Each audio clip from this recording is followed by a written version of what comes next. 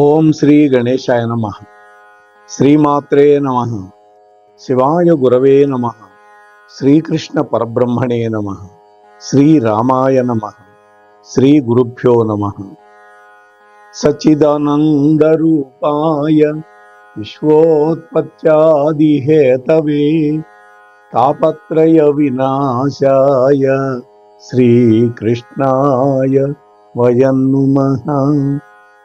యత్ర యత్ర రఘునాథ కీర్తనం తత్ర తత్ర కృతమస్తకాంజలిం బాష్పవారి పరిపూర్ణలోచనం నమత రాక్షసాంతకం. ప్రియ భగవద్బంధువులారా, మన మోహనవాణి పాడ్కాస్ట్ తెలుగు ఛానల్ ద్వారా ఈ వీడియోని వీక్షిస్తూ ఉన్నటువంటి భక్తామ తల్లులకు, తండ్రులకు అందరికీ కూడా రామభక్తుడైనటువంటి ఆంజనేయ స్వామి యొక్క అనుగ్రహం కలుగుగాక అని స్వామిని ప్రార్థిస్తూ ఈరోజు కొండగట్టు ఆంజనేయ స్వామి యొక్క ఆలయం యొక్క చరిత్రని, ఆ స్వామి యొక్క వైభవాన్ని మీతో పంచుకునే ప్రయత్నం చేస్తాము. ప్రస్తుతం తెలంగాణ రాష్ట్రంలో జగిత్యాల జిల్లాలో మల్యాల అనేటువంటి మండలంలో ముత్యంపేట అనేటువంటి గ్రామానికి ఒక 3.5 కిలోమీటర్ల దూరంలో ఉన్నటువంటి ఆంజనేయ స్వామి ఆలయం ఇదండి. ఇది ఆ జిల్లాలో జగిత్యాల నుంచి 15 కిలోమీటర్ల దూరంలో ఉంటుంది. కొండలు, లోయలు, సెలయేళ్ల మధ్యన ఉన్నటువంటి ఈ కొండగట్టు అద్భుతంగా ఉంటుంది. ప్రకృతి సౌందర్యం చాలా చాలా వర్ణనాతీతంగా ఉంటుంది. జానపదాల ప్రకారం ఈ గుళ్ళో 41 రోజుల పాటు పూజ గనక చేస్తే సంతానం లేని వాళ్ళకి సంతానం కలుగుతుంది అని భక్తుల నమ్మకం అండి. ఇప్పుడు ఈ ఆలయ చరిత్ర ఏంటో చూద్దాం. పూర్వం రామరావణ సంగ్రామం జరుగుతూ ఉన్నటువంటి కాలంలో లక్ష్మణస్వామి మూర్ఛపోయినాడు రావణుడు ప్రయోగించినటువంటి అస్త్రం దెబ్బకి. ఆ సందర్భంలో సంజీవని ఔషధాన్ని తెచ్చేటందుకు హనుమంతుల వారు బయలుదేరాడు హిమవత్పర్వత ప్రాంతాన్ని. ఆ స్వామి సంజీవిని మూలికలన్నీ కనపడకపోయేసరికి కోపం వచ్చి ఆ కొండని ఎత్తుకొని వచ్చాడు. ద్రోణ పర్వతం అంటారు దాన్ని. సంజీవిని పర్వతాన్ని తెచ్చేటప్పుడు ఈ ముత్యంపేట అనేటువంటి ఈ గ్రామం దగ్గర ఆ కొండలో కొంత భాగం విరిగి కింద పడిపోయింది. ఆ భాగాన్ని కొండగట్టుగా ఉన్నటువంటి ఒక పర్వతంగా పిలుస్తూ ఉన్నారు నేటి ప్రజలు. అసలు ఈ దేవాలయ చరిత్ర ఏంటి? సుమారుగా 400 సంవత్సరాల క్రితం కొడిమ్యాల పరిగణాలో సింగం సంజీవుడు అనేటువంటి ఒక యాదవుడు ఆవులు మేపుతూ ఉన్నాడు. ఆయన పేరు సింగం సంజీవుడు. యాదవ వంశంలో పుట్టినటువంటి వాడు. ఆవులు మేపుతూ ఉన్నాడు. అలా మేపుతూ ఈ కొండ ప్రాంతానికి వచ్చాడు. ఆ ఆవుల మందలో నుంచి ఒక ఆవు తప్పిపోయింది. చూడండి, అంతా దైవ లీలండి, స్వామి యొక్క లీల. ఆయన పేరు కూడా సంజీవుడు. చూడండి, సంజీవిని పర్వతం తెచ్చాడు కాబట్టి ఆంజనేయ స్వామికి మరి ఆ సంజీవుడు అనేది కూడా మనం అనుకోవచ్చు కదా. ఆ సంజీవుడు వెతుకుతూ ఉన్నాడు ఆవు కోసం. ఒక పెద్ద చింత చెట్టు కనపడింది అక్కడ. సరే, అప్పటికే ఎండకి అలసిపోయి ఉన్నాడు. కొంచెం విశ్రాంతి తీసుకోవడానికి ఆ చెట్టు కిందకి వెళ్ళి అలా పడుకున్నాడో లేదో నిద్రలోకి జారిపోయాడు. కలలో స్వామివారు కనపడ్డాడు, ఆంజనేయ స్వామి. నేను ఇక్కడ ఒక పొదలో ఉన్నాను, నాకు ఎండ వాన ఈ ముళ్ళ కంపల నుంచి రక్షణ కల్పించు, నీ ఆవు జాడ ఇదిగో ఫలానా చోట ఉంది అని చెప్పి కలలో స్వామి అదృశ్యం అయిపోయాడు. సంజీవుడు లిక్కుపడి లేచాడు. ఆవు కోసం వెతికాడు. వెతికితే స్వామి కలలో చెప్పిన చోట ఆవు దొరికింది. ఆ తరువాత స్వామి చెప్పినటువంటి పొదలో వెతికాడు. అక్కడ ఆంజనేయ స్వామి కంటపడ్డాడు. సార్థకనాముడు సంజీవుడికి మనస్సులోనే నిర్మలమైనటువంటి భక్తిభావం పొంగి పొరలింది. సార్థకనామధేయుడిగా ఇతను కూడా, ఈ సంజీవుడు కూడా స్వామి విగ్రహాన్ని ఎప్పుడైతే చూశాడో అతని మనస్సులో భక్తిభావం పొంగిపోయింది. కళ్ళ నుంచి ఆనంద బాష్పాలు కారుతూ ఉన్నాయి. వెంటనే స్వామివారి యొక్క పాదాలని ఆ ఆనంద బాష్పాలు తడిపిని 2 చేతులెత్తి నమస్కారం చేశాడు. ఇంతలో తాను కనిపెట్టినటువంటి ఆవు అంబా అంటూ పరిగెత్తుకుంటూ అక్కడికి వచ్చింది. సంజీవుడు చేతి గొడ్డలితోటి అక్కడుండే పొదని తొలగించాడు. స్వామివారి విగ్రహం కనపడిందిగా. అక్కడ శంఖము, చక్రము, గద మొదలైనటువంటి అలంకరణలతోటి ఆంజనేయ స్వామి వారి యొక్క విశ్వరూపంలో, అంటే పంచముఖ ఆంజనేయుల్లో ఒకటైనటువంటి నారసింహ ముఖంతో ఉత్తరాభిముఖంగా ఉన్నటువంటి రూపాన్ని చూసి ముగ్ధుడైపోయినాడు. జై వీర హనుమానికి. వెంటనే ఆ దూరంలో ఉన్నటువంటి తన సహచరులందరినీ పిలిచాడు. పిలిచి వాళ్ళందరూ కలిసి అక్కడ ఉండే ఆ ప్రదేశం అంతా శుభ్రం చేసి స్వామివారికి ఒక ఆలయం కట్టారు. ఇక్కడ నరసింహస్వామి ముఖం ఉంటుంది. అలాగే మరొక ముఖం ఆంజనేయ స్వామిది ఉంటుంది. అంటే 2 ముఖాలతో వేంచేసి ఉండటం అనేది ఈ క్షేత్రంలో ఒక ప్రత్యేకత. ఇలా 2 ముఖాలతో స్వామివారు ఎక్కడా కూడా వెలిసినట్టు లేదు. నరసింహస్వామి అంటే సాక్షాత్తు విష్ణు స్వరూపం. కాబట్టి ఈ కొండగొట్టు ఆంజనేయ స్వామి వారికి స్వయంగా నారసింహ ముఖం, విష్ణువు యొక్క ఆయుధాలైనటువంటి శంఖము, చక్రము, వక్షస్థలంలో రామచంద్ర ప్రభు, సీతాదేవులతో కలిసినటువంటి రూపం ఇక్కడ ఉంటుంది. ఆంజనేయ స్వామి హృదయంలోనే చూపించాడు కదా సీతారాముల్ని. ఈ గుడిని 300 సంవత్సరాల క్రితం ఈ ఆవుల కాపిరి ఒకడు నిర్మించాడు. ప్రస్తుతం ఉన్నటువంటి దేవాలయం 160 సంవత్సరాల క్రితం కృష్ణారావు దేశముఖ్ అనేటువంటి ఒక జమీందారు చేత కట్టబడింది. శ్రీ ఆంజనేయ స్వామి క్షేత్రపాలకుడుగా ఇక్కడ శ్రీ బేతాళ స్వామి నెలకొని ఉంటాడు. ఇక్కడ విగ్రహంలో విశేషాలు ఏంటంటే, ఇందాక చెప్పుకున్నాగా, ఒకవైపు నరసింహస్వామి ఉంటాడు, మరొక వైపున ఆంజనేయ స్వామి, అంటే ద్విముఖ స్వామి అన్నమాట ఇక్కడ. అటువంటి విగ్రహాన్ని గ్రామస్తులంతా కలిసి ప్రతిష్ఠ చేశారు. ఇక చరిత్ర గురించి మనం ఆలోచిస్తే, త్రేతాయుగంలో ఈ ప్రాంతంలో కొంతమంది ఋషులు తపస్సు చేశారు, యజ్ఞాలు చేశారు. ఆ సమయంలో హనుమంతుడు లక్ష్మణుడి యొక్క రక్షణ కోసం సంజీవిని పర్వతాన్ని తీసుకొని వెళుతూ ఉన్నాడు ఆకాశం.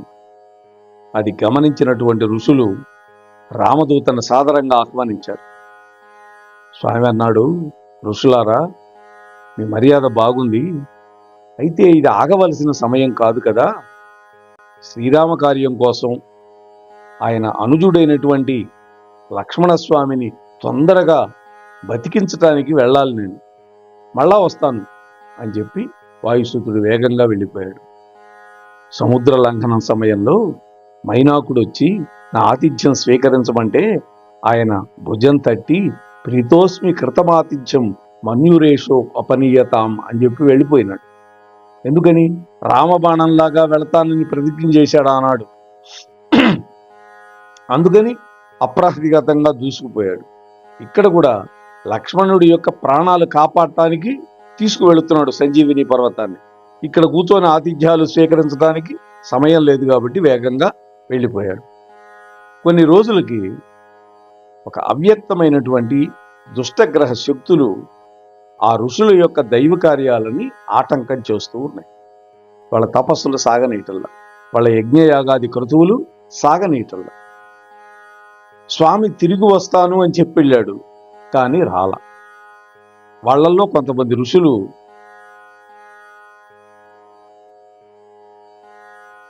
ఈ శివుడికి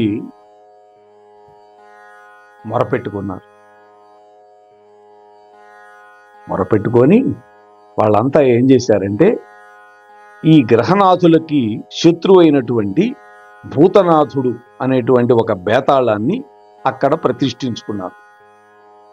అయినా లాభం లేదు. వాళ్ళ యొక్క ఉపాసన తపశ్శక్తి అంతా ధారపోశారు. అప్పుడు వాళ్ళ తపస్సుకు మెచ్చినటువంటి పవిత్ర మూర్తి అయినటువంటి పవనసుత హనుమంతుడు స్వయంభూగా వెలిశాడు. ఆనాటి నుండి ఋషులు శ్రీ ఆంజనేయ స్వామిని ఆరాధించుకుంటూ వాళ్ళ యొక్క దైనందిన కార్యక్రమాలని, యజ్ఞయాగాది క్రతువులని, తపస్సులని నిర్విఘ్నంగా చేసుకోవటం ఉన్నారు. ఇది స్థల పురాణం. ఈ కొండగట్టు దేవాలయ అభివృద్ధికి తెలంగాణ రాష్ట్ర ప్రభుత్వం 2023-24 ఆ రాష్ట్ర బడ్జెట్లో ఒక 100 కోట్లు కేటాయించారు. 2023 ఫిబ్రవరి 15న అప్పటి ముఖ్యమంత్రి శ్రీ కల్వకుంట్ల చంద్రశేఖరరావు గారు, కేసీఆర్ అంటాం, ఈ కొండగొట్టు ఆంజనేయ స్వామిని దర్శించుకొని ప్రత్యేకమైన పూజలు చేసి, ఈ కొండగట్టు మీద ఉన్నటువంటి కోనేరు, ఒక కొత్త పుష్కరిణి, బేతాళ స్వామి ఆలయం, సీతమ్మ కన్నీటి ధార, కొండలరాయుడు యొక్క గుట్ట మొదలైనటువంటి స్థలాలన్నీ పరిశీలించాడు.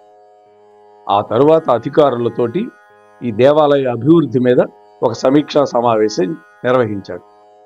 దేశంలోనే గొప్ప క్షేత్రంగా రూపుదిద్దడంలో భాగంగా సుమారుగా ఒక 850 ఎకరాల్లో ఈ దేవాలయ అభివృద్ధి చేయడం కోసం మరొక 500 కోట్ల రూపాయల నిధులు కేటాయిస్తున్నట్టుగా ప్రకటించారు కేసీఆర్ గారు. ఈ కార్యక్రమంలో స్థానిక మంత్రులు, ఎమ్మెల్యేలు, ఇతర ప్రజాప్రతినిధులు, అధికారులు అందరూ కూడా పాల్గొన్నారు. అయితే ఈ ఆలయంలో పూజా సమయాలు ఏంటి? ఉదయం 4 గంటలకు సుప్రభాత సేవతో మొదలవుతుంది. 4:30 నుంచి 5:30 వరకు ఆ స్వామివారికి ఆరాధన జరుగుతుంది. ఇక మధ్యాహ్నం 1:30 నుంచి 3 గంటల వరకు విరామం, అంటే గుడి తలుపులు మూస్తారు. అయితే మంగళవారం, శనివారం ముయ్యలు తెరిచే ఉంటాయి. మధ్యాహ్నం 1:30 నుంచి 3 గంటల వరకు, మళ్ళా సాయంత్రం 4:30 నుంచి 6 గంటల వరకు విరామం ఉంటుంది దర్శనాలకి. రాత్రి 8 గంటలకి ఆలయాన్ని మూసేస్తారు. ఈ స్వామి యొక్క అభిషేకం టికెట్ 100 రూపాయలండి. ప్రత్యేక దర్శనానికి 20 రూపాయల టికెట్. సాధారణ ధర్మ దర్శనం ఉంది, అది ఉచితం. అంతరాలయంలో స్వామి యొక్క దర్శనానికి వెళ్ళాలి అంటే 120 రూపాయలు, 200 రూపాయలు 2 రకాల టికెట్లు ఉన్నాయి. అలాగే గర్భగుడిలో ప్రత్యేక దర్శనానికి 5 సభ్యులకి 316 రూపాయలు. ఇక ఉదయం స్వామి యొక్క అభిషేకానికి 100 రూపాయలు, అమ్మవారికి కుంకుమ పూజకి 50 రూపాయలు. ఇక్కడ కూడా సత్యనారాయణ స్వామి వ్రతాలు జరుగుతాయి, ఆ వ్రతానికి 100 రూపాయలు. సాయంకాలం పూట వెంకటేశ్వర స్వామికి సేవా టికెట్ 150. ఇవన్నీ ఆన్లైన్లో బుక్ చేసుకోవటానికి అవకాశం లేదు ప్రస్తుతం. ఇక ఇక్కడ ఉండే ఉపాలయాలు ఏంటి? ఆంజనేయ స్వామి ఆలయంలో శ్రీ వెంకటేశ్వర స్వామి, అమ్మవారి యొక్క ఉపాలయాలు ఉన్నాయి. వెంకటేశ్వర స్వామికి సేవా కార్యక్రమాలు మనం చేసుకోవచ్చు. ఇక్కడ అమ్మవారికి కుంకుమార్చన చేసుకోవచ్చు. సాయంకాలం పూట నిత్యహారతలు ఉంటాయి. ప్రధాన ఆలయానికి వెనక వైపున బేతాళ స్వామి ఆలయం ఉంటుంది, అలాగే ఒక రామాలయం ఉంటుంది. అక్కడ ఎలాంటి ప్రత్యేక పూజలు లేవు. ఇక వసతి సౌకర్యాలు, కొండ మీద 3 ప్రత్యేకమైన గెస్ట్ హౌస్లు ఉన్నాయి. రోజుకు 250 రూపాయల అద్దె. మరొక 30 గదుల వరకు భక్తులకు రోజువారీ అద్దెకి ఇవ్వడానికి ధర్మసత్రాల్లో గదులు కూడా ఉన్నాయి. వాటిల్లో కొన్నిటికి 50 రూపాయలు, మరికొన్నిటికి 150 రూపాయలు అద్దె ఉంటుంది. అయితే డబ్బు లేని వాళ్ళు ఉచితంగా ఉండటానికి డార్మెటరీలు ఉన్నాయి, రేకుల షెడ్లు ఉన్నాయి. అలాగే కొండ మీద హరిత అనేటువంటి ఒక హోటల్ కూడా ఉంది, కాటేజీలు మాత్రం లేవు. ఈ దగ్గరలో ఉండేటువంటి ఆలయాలు ఏంటి అంటే ఈ కొండగొట్టు ఆంజనేయ స్వామి దేవాలయంతో పాటు ఈ కొండగొట్టు దగ్గర కొండలరాయుడు యొక్క స్థావరం ఉంది, మునుల యొక్క గుహ, సీతమ్మ కన్నీటి ప్రదేశం, తిమ్మయ్యపల్లి శివారులో ఉండేటువంటి బొజ్జపోతన గుహలు, అటవీ మార్గంలో కూడా కొండమైకి పురాతనమైనటువంటి ఒక మెట్లదారి, భేతాళుడి యొక్క ఆలయం, పులిగడ్డ బావి, కొండలరాయుడి యొక్క గట్టు, శ్రీ ఆంజనేయ స్వామి ఆలయం, వెంకటేశ్వరుడి యొక్క గుడి, అమ్మవారి గుడి, శ్రీరామ పాదుకలు, అలాగే ఇక్కడ అందమైన ఆకారాల్లో కనువిందు చేసే బండరాళ్ళు ఉంటాయి. హరితవర్ణంతో స్వాగతం పలికే చెట్లు కనువిందు చేస్తూ ఉంటాయి. దేవాలయానికి దగ్గరలో గుట్ట కింద నిర్మించిన అతిపెద్ద ఆంజనేయ స్వామి విగ్రహం మనందరినీ ఆకర్షిస్తుంది. ఇక్కడ ప్రత్యేక ఉత్సవాలు, పండగలు ఏంటంటే శ్రీ సీతారాముల కళ్యాణోత్సవం జరుగుతుంది.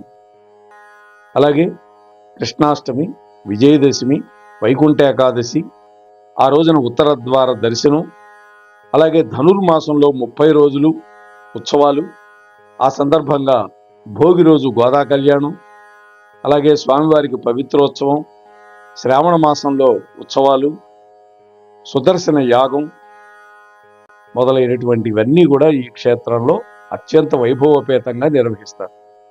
ప్రతి సంవత్సరం చైత్రమాసం పౌర్ణమి రోజు హనుమంతుల వారి యొక్క జన్మోత్సవాన్ని వైభవంగా జరుపుతారు. అంటే తెలంగాణలో మాత్రమే చైత్ర పౌర్ణమికి జరుపుతారు. వాస్తవంగా అది హనుమంతుడి యొక్క విజయోత్సవం. అసలు జన్మదినం వైశాఖ బహుళ దశమి. ఇక రవాణా సౌకర్యాల విషయం వస్తే హైదరాబాద్ నుంచి 160 కిలోమీటర్ల దూరంలో ఉంటుంది ఈ కొండగట్టు. జగిత్యాల వెళ్లే బస్సులు ఉంటాయి ప్రతి అరగంటకి. కరీంనగర్ నుంచి అయితే 30 నిమిషాలకు బస్సు ఉంటుంది. ఇవన్నీ కూడా తెలంగాణ ఆర్టీసీ బస్సులు ఆ సంస్థ నిర్వహిస్తుంది. అలాగే ప్రైవేట్ క్యాబులు, ఆటోలు అన్నీ పోతూనే ఉంటాయండి. ఇటువంటి మహత్తరమైనటువంటి ఈ క్షేత్రం దర్శించుకొని, ఎందుకంటే ఇది సంజీవి పర్వతం యొక్క ఒక ముక్క కాబట్టి ఈ కొండ మీదకి వెళ్ళి అక్కడ గాలి, ప్రకృతి కనుక మనం పీల్చుకుంటే చక్కటి ఆరోగ్యం మనకు కూడా దొరికే అవకాశం ఉంటుంది అని పెద్దల యొక్క మాట. అందువల్ల ఈ గుడిని గురించి మీతో 4 మాటలు చెప్పడానికి నా రామచంద్ర ప్రభు యొక్క ప్రేరణతోటి నేను మాట్లాడే ప్రయత్నం చేశాను. మేము ఇంతవరకు వెళ్ళి చూడలేదు. ఏదైనా అవకాశం దొరికితే తప్పకుండా ఈ క్షేత్రానికి వెళ్ళి దర్శిద్దామని నాకు కూడా ఉన్నది. స్వస్తి సర్వేషాం.